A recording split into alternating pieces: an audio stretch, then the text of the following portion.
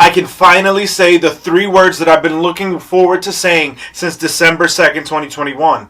Baseball is back.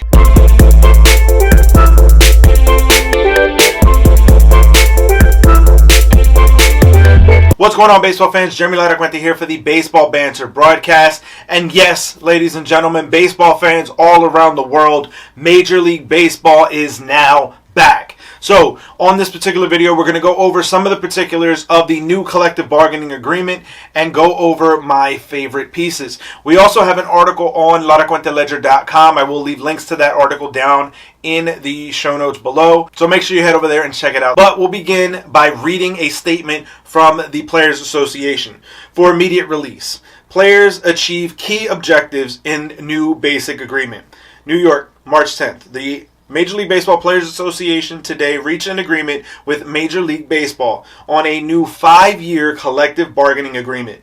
Withstanding a 99-day lockout by owners, players negotiated a new CBA that enhances competition on and off the field, ensures first-class medical and pension benefits for the players and their families, institutes unprecedented contractual enhancements that will apply throughout the association's membership, and provides fairer wages to players at all points in their career. So that leads me perfectly into the very first topic, and players' salaries are now going up. The minimum salary for a Major League Baseball player is now going up to $700,000. This is a very large increase based on even just a year ago. This is going to see players absolutely increase their value over time. One of the big sticking points for the Players Association going into these negotiations was about the 0 to 3-year players. We heard that a lot if you watched MLB Network at any point in time, if you followed anything on Twitter.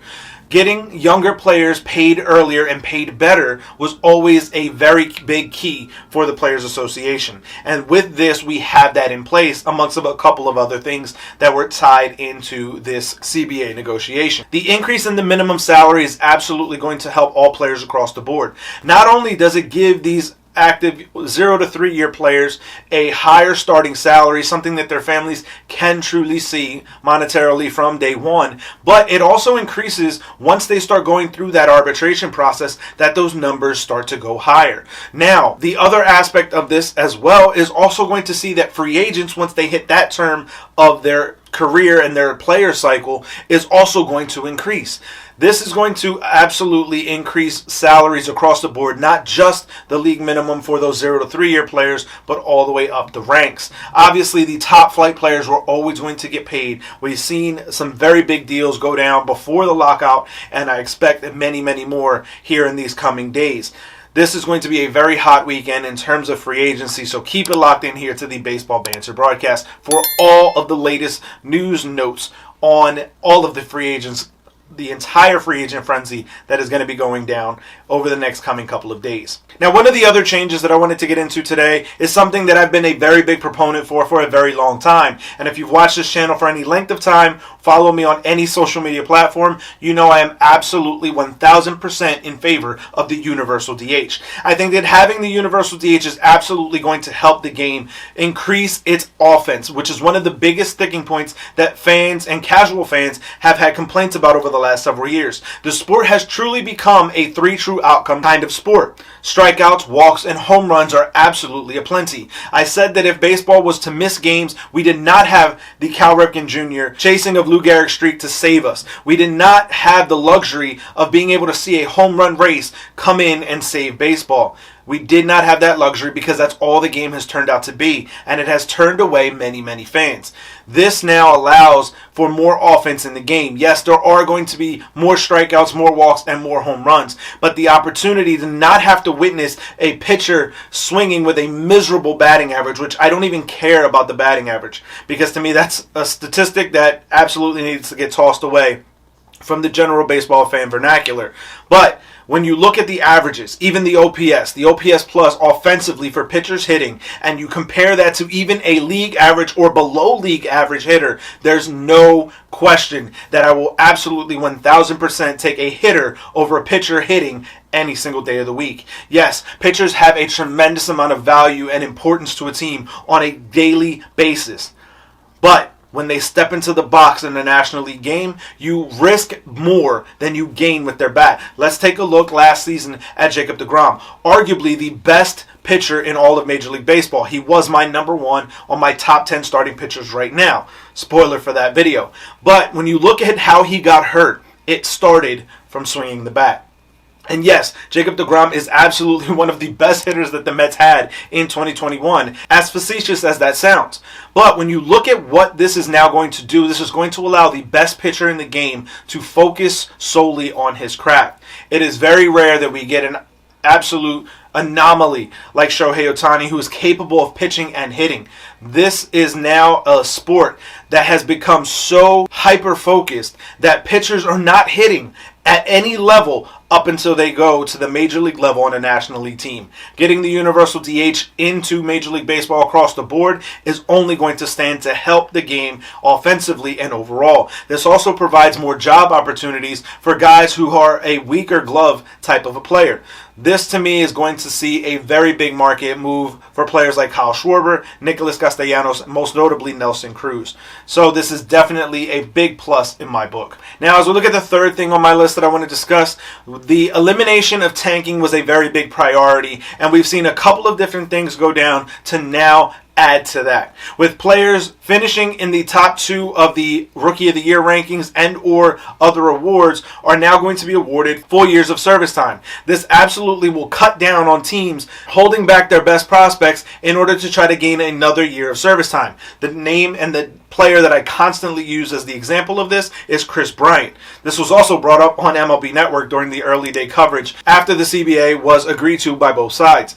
When you look at Kris Bryant's case, there was absolutely manipulation on the part of the Cubs to be able to hold him down for an extra 3 weeks plus in order to make another year of service time be under their control. This will absolutely now stop that practice from continuing. Another thing that was added to be able to counteract tanking was the installation of a 6-team draft lottery. Now, yes, obviously, when you are the worst team in baseball, you're going to have the best odds.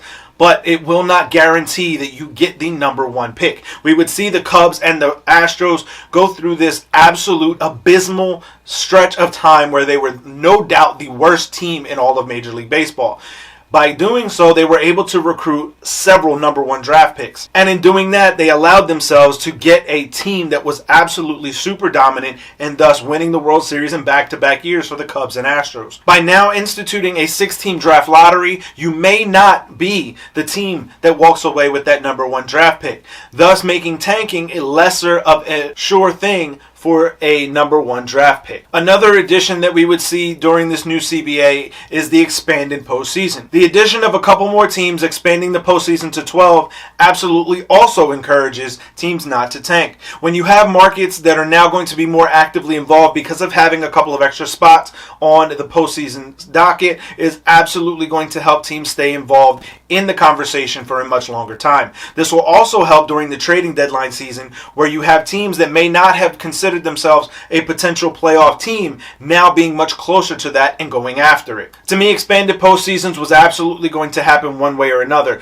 I am very much in favor of having the expanded postseason, and I think that there's an opportunity here with 12 teams to still have a competitive balance during those postseason games. I also think that by having 12 teams as opposed to 14 that the league was looking for, you maintain the integrity of the 162 game season. That to me was very paramount in what the expanded postseason was looking to do from the players' perspective. They wanted to maintain that integrity. They wanted to maintain that teams that were at the top echelon of the sport, the Yankees, Red Sox, Dodgers, and so on, are still going to be competitive in the trade markets at the deadline, also during the offseason in signing free agents. Players that are going to push them and keep them at the top of the game. By doing this, you absolutely allow the best teams to still shine, but also allow teams that may have been on the brink of either falling off and trying to go after the number 1 draft spot or going after a postseason spot are now more inclined to go and trade for that player to try to boost their team and boost their chances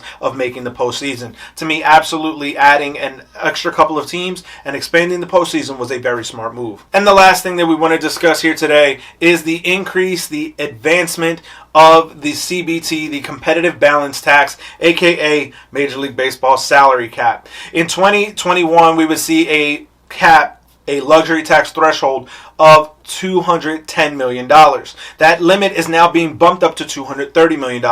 Now, what is the significance of this bump? When you look at the 2021 season, only 2 teams were culprits in going over that limit. However, you had about 5 or 6 teams within $3.5 million of that limit and did not want to exceed it. Now, yes, this luxury tax limit, this competitive balance tax, is still going to function as a salary cap. But by increasing it and continuing to increase it each and every single year throughout this 5-year agreement, teams are going to continue adding when they're in a postseason hunt. Now, yes, this is going to continue further separating some of the higher market teams from the lower market teams. I still believe that this provides a competitive balance and also allows for competition in free agency and at the trading deadline. To me, some of the best times are in the offseason when we're going through this hot stove free agent frenzy that we're about to witness over the next coming couple of days, but also during the trading deadline.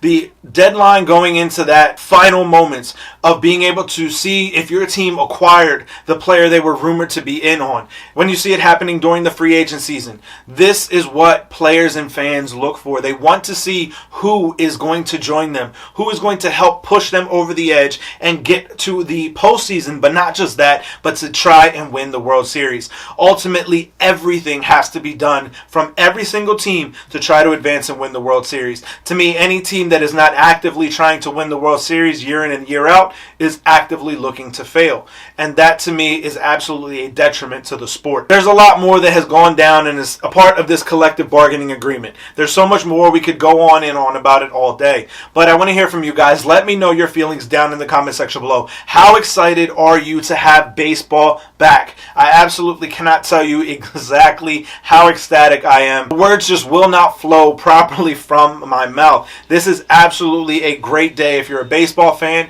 and without question, a very good CBA in my opinion for both sides. But I want to hear from you guys. Let me know your feelings on the CBA down in the comment section below. What was the biggest thing that stuck out to you about the new CBA? Let me know your feelings on this down in the comments, and we can discuss it further. Follow me over on Twitter at JLaracuente19 to continue the discussion. As always, keep it locked into our sister channels, WeSibs and The Granite Geek Show, as we continue to bring you coverage on your favorite movies and TV shows and tech and its philosophy. And for sticking around to the end of this video, I want to thank you. I want to offer you a promo code on BaseballBanterBroadcast.com. Use the promo code MLB is back for 10% off your order. That promo code will end on Monday, so make sure you head over to BaseballBanterBroadcast.com and use that promo code by Monday to get 10% off your order. So I want to thank you guys for tuning in. Keep it locked in as we continue bringing you the latest news, notes, and my personal thoughts, theories, and opinions on the game of Major League Baseball. Baseball is back, so let's play ball.